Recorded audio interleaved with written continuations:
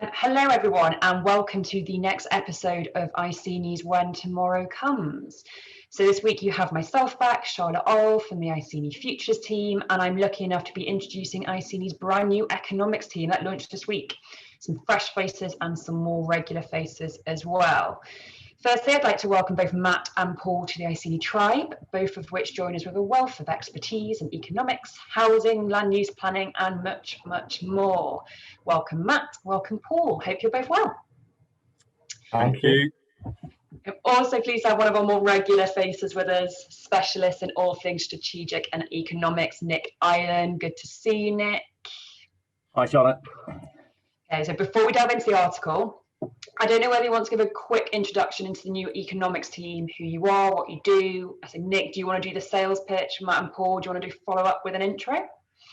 Go on then. So I suppose I've been at Iceni a couple of years, and sort of economics has been a growing area of work from us, and so one that we thought it was worth really making a strategic investment as an area of growth. And the idea is that the economics team can provide advice on a range of things around economic impact, the sort of business case for public funding, issues around employment lands, housing need, and housing delivery as I suppose the core topic areas. But I'll let my two new colleagues introduce themselves. Matt, I'll go first, Matt. Okay. Go on, Paul. Yeah. I'll go first. Hi, I'm Paul McColgan. I'm joining Iceni from JL Hearn, where I worked with both Nick and Matt beforehand.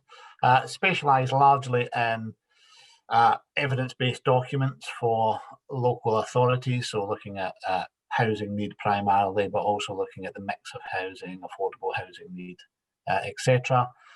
Also occasionally dabble in the employment side of things, so producing employment land reviews, but that's largely Matt's specialism. But I'll pass you over to him to tell you all about himself.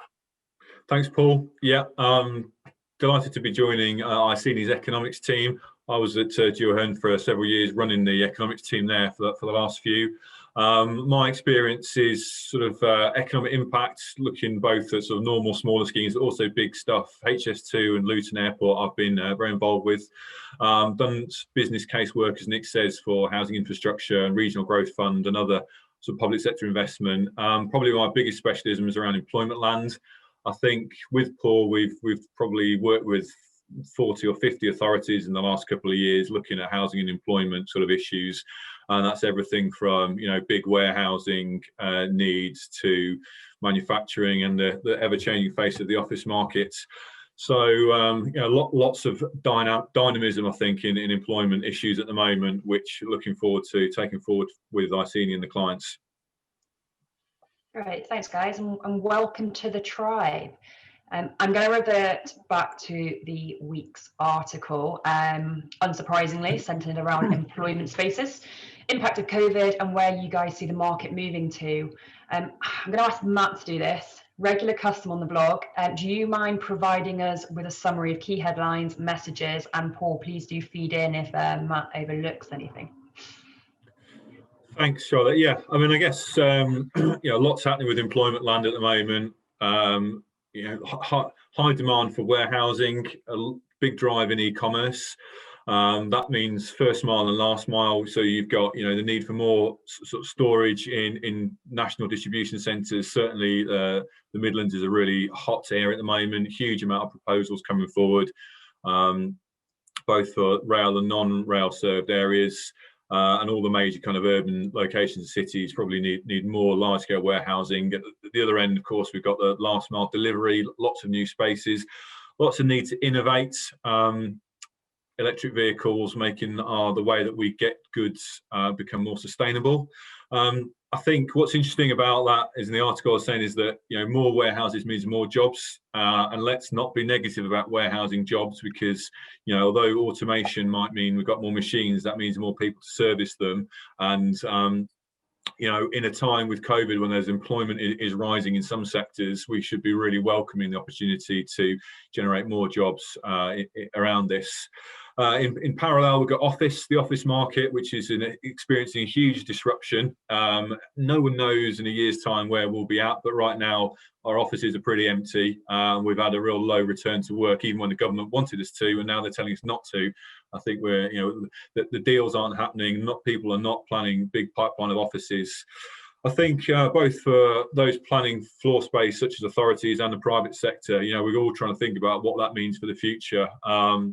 One thing it probably does mean is that the kind of poorer quality spaces that were hard to let before are really going to be difficult for a long time to come. So let's kind of be innovative around what to do with those. And I think if housing is realistic, sustainable and deliverable, then authorities need to be proactive about how they can best use those spaces. I think the last bit of the article there was about the change in the use class order and Class E, which replaces a number of the A class and the B1 spectrum, which is great for town centres, makes it easy to cross the uses for those trying to make the best use of space in a kind of challenging environment. I think we have started to come across a few instances where it's a bit more tricky if you are looking at trying to say ensuring that you've got a good supply of light industrial floor space going forward. You can't designate kind of B1C allocations or permissions now, so your space might get eaten up for other things instead. So I think that is an early challenge that we've faced. So yeah, that's a skim across the article for those who haven't seen it. Perfect. Thanks, Matt. I don't know either if Paul and Nick, you want to start off discussions. I think starting in the sense from the top for me, looking at logistics, obviously talking about trends and the sort of sites you're looking for. You've mentioned the Midlands, but I wondered whether there are any trends you're seeing in terms of urban sites and also what the local authority support is for these sort of sites now. I mean, the local authority support really varies from location to location. As Matt says, the Midlands has seen a huge amount of delivery of strategic warehousing space already. How much appetite they'll have for additional sites really depends on the local authority. There is that golden triangle area where really there is an insatiable appetite for strategic sites, but frankly, in some locations there is capacity issues on the motorway network. But moving on to my sort of specialism, there is also already high levels of employment in these areas, and so in order to attract additional staff to these areas in order to service these jobs, there is also a requirement to build houses alongside them. And that's where the sort of the trickier balance comes in, where local authorities are keen to get the jobs but are less keen to bring with them the housing that goes with them that's really required to support employment growth, the substantial employment growth that we see within the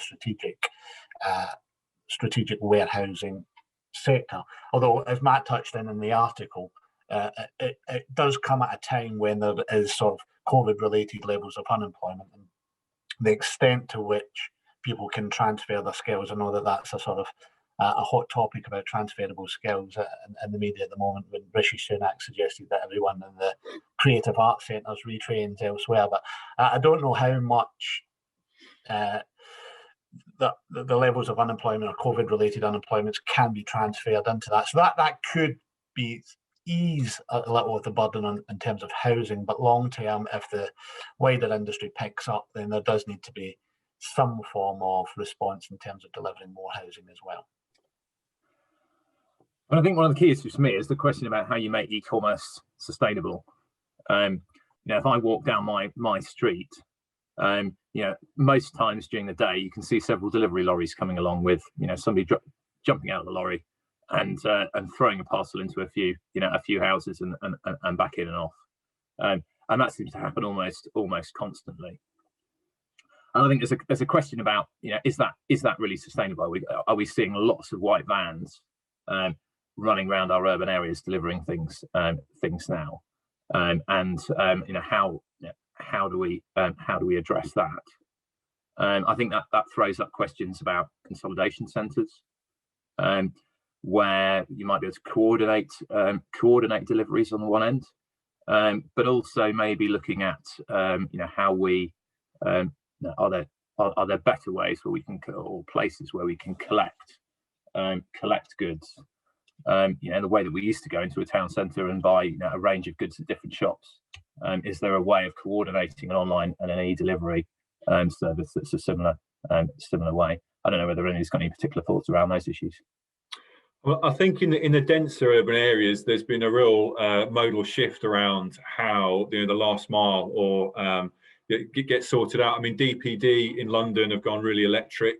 They've got a small facility in Westminster, really squashing in anywhere, using basements and car parks, where you're getting kind of one electric van delivery a day, and then it's out on scooters and bicycles. So I think we can go super sustainable where we've got the kind of density of locations, and the expansion of the ultra low emission zone in London is going to put more pressure on sustainable deliveries, more electric vehicles, more kind of e-scooters and that sort of thing. So I think we've got some real momentum around that, and I think the more innovative sort of actors in the marketplace are seeing that. I think probably the more rural you go, the more difficult it gets, and we've still got diesel vans, as you say, chucking around, throwing parcels through the windows and everything. Blue sky thinking, how our drones going to be playing a role sometime in the next 5 to 10 years. I think that's there's no answer to that. It remains fairly untested grounds. Electric HGVs, I think Tesla and others will be telling us that we'll all be doing electric HGVs as well in the not too distant future. Maybe in NITU it's a good idea. Retail parks are clearly going to be in a difficult space as we start to go forward. Is the does the click and collect from a retail part, is that kind of starting to detract from, I guess that function already exists, does that detract from the benefits of having someone throw it through your door at the last minute already?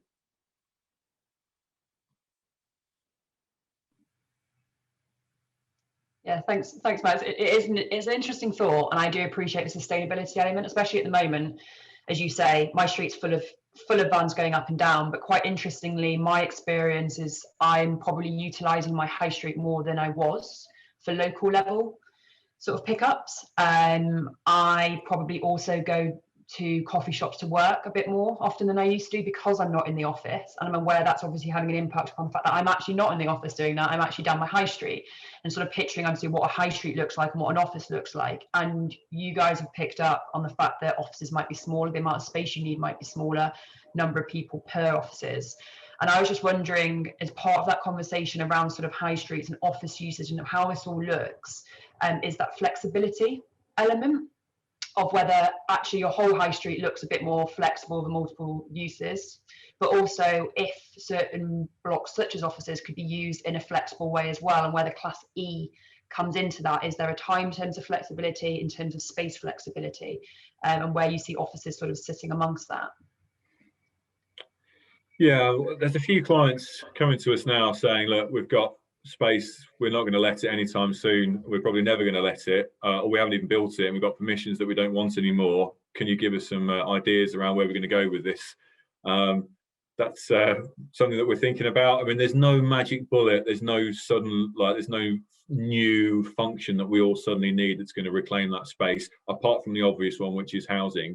So, as I was saying at the start, where that's feasible, then that's got to be looked at properly. Of course, we don't want to throw the baby out with the bathwater. In a year or 2 years' time, maybe we're going to actually want to reclaim some of those spaces. So, we've got to get the balance right, around some of those. I mean, I think the other thing is about the resurgence of, we're out of the cities, we're kind of out in the home counties, in the rural locations. We're using the high street more. I think that's hitting the commercial markets. It's also affecting the housing markets, and I think immediately there's been a surge in interest out of the city centre locations, and that's going to start to have all kind of different effects on housing, house prices, and housing markets. That is going to take a little bit of time to work through the system. I mean, I think that the big question is how much of these moment in time effects are going to kind of become have longer term implications. I mean, I don't know if Nick or Paul, you've sort of started to look into the housing market effects that we're seeing at the moment. Yeah, I mean, I suppose it's quite true that, the housing market side of it is of people moving from more urban central locations to suburbs and to rural areas. And if I suppose if you look around London in particular, sort of a commuter belt that seems to be stretching, people that might have wanted to commute, commuted or be willing to have commuted an hour, might now look an hour and a half and only do it part of the week. So you've got a sort of an extending area of influence of cities in those terms, and a market that's increasingly looking for households increasingly looking for homes with gardens or additional space, spare bedroom for in many instances to work in. So I think those are having an impact on one side. It does strike me that when you look at city centre offices, well, I'm sure will continue to have a role, because one of the reasons that people and businesses invest in city centres is because of the wide labour market that you can draw on. And even if we're seeing people in the office less, there's still a role for those types of locations in bringing people together within businesses, for meetings, to support collaboration and so forth. I don't know what you think, Paul. Yeah, those sort of agglomeration effects haven't gone away. I think just the way people are working is changing. We're all now used to working from home. I think we're all quite enjoying it, really. What in my brief discussions with local agents, etc., as you mentioned, Nick, that commuter belt in London is getting much wider. So I was speaking to agents down in Margate a couple of weeks ago, and they were saying that there's huge levels of huge increases in interest of people moving out of London to go to the coast to get that larger garden, that bit more space, but just also to get away from major population centres, because frankly they're probably scared of catching COVID-19. In response to that, there's things, as Matt said, changing housing dynamics within the sort of wider southeast and commuter belts within London, but there's other things that need to be taken into account, transport being one of them. One of the interesting things coming out of the changes to COVID-19 was more flexible season tickets, so allowing people, as you said, to move to work from the office a bit more in frequency. So it's like carnet tickets rather than season tickets, so people can come to the office 2 or 3 times a week, if that, or as and when they're required. Just touching on one of the things that was mentioned earlier about what Matt was saying on offices being a suitable replacement for some of the residential being a suitable replacement for some of the redundant office spaces.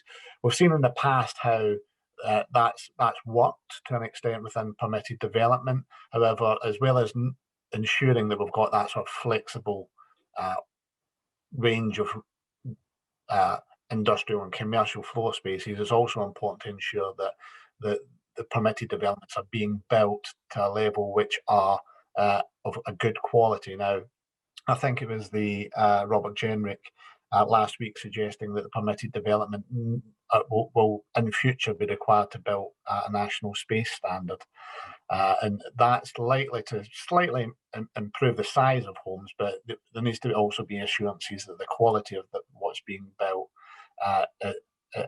is good enough for people to move into, and that's not always been the case in the past. Yeah, you're right in that. Jenrick announced that last week, although it doesn't take effect immediately, it needs to go through the statutory arrangements, but you're right. I'm going to, conscious of time, so very last question and very quick answers. We've spoken about sort of flexibility, obviously, in terms of permitted developments there, converting obviously residential, moving that along. Obviously, you've already mentioned Class E and the concerns of what that will have on light industrial. I guess my question is, amongst all of that, and particularly with Class E, for instance, do you have winners and losers? And do you actually think Class E's gone far enough in terms of flexibility? Who wants to give me a quick, clear answer? Shall I go to Matt? You look like you're ready to go. Yeah, that's one for Matt. Yeah, I don't think you want to go further. Well, we've got Class E. The elephant in the room is the white paper for planning reform. So, let's try and go one step at a time and allow all of us working in the industry to try and keep our hats and hair on. I mean, I think Class E is good. Mixing personally, B1AB rather than B1C as part of Class E might have been better, but that's fine. I think it probably does go far enough. I don't think just getting to the point where you're eliminating the use classes completely and merging C class dwellings into a use class with others is the right way to go. As Paul says, there's been good and bad things with permitted development, so let's kind of go steady on that. You're a winner if you're in a town centre and you just need to kind of be dynamic with your needs, I think. But it's a good idea in the round. Perfect. Thank you. Short and sweet. Yeah, I'm conscious we can probably talk around this for hours if we wanted to. A lot of change, real opportunities coming out. But yeah, thank you to the three of you for joining me today, and great to hear some of the enthusiasm that's coming out of the new team already. And for those who are viewing, please do get in touch with Nick, Matt and Paul to discuss any of the issues that have come up, virtually, over the phone, in person, whatever you feel comfortable with. And otherwise, thank you for tuning in, and then please do join us again next week.